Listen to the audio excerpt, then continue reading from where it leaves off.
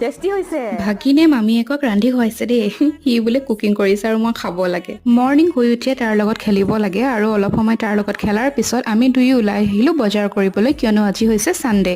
প্ৰথমতে আমি গ'লোঁ ৰিলায়েন্সৰ স্মাৰ্ট পইণ্ট। এইখন নতুনকৈ খোলা হয় বৈৰাগী মঠৰ ডিব্ৰুগড়ৰ। চ' এইখন বেছিদিন হোৱাই নাই, 2-3 দিনহে হৈছে খোলা। চ' বহুতখিনি বস্তু আমি নাপালোৱে বাৰু তাতে। আৰু তাৰপিছতে আহিলোঁ আমি এয়া চৌকিডিঙিৰ দেওবৰীয়া বজাৰখনলৈ। ইমান যে ডাঙৰ বজাৰখন আৰু ইমান দীঘলীয়া।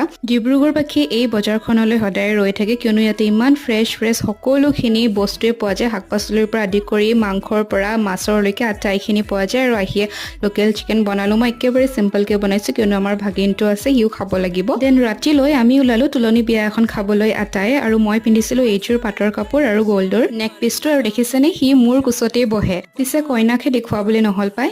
আজিলৈ আহিছোঁ দেই।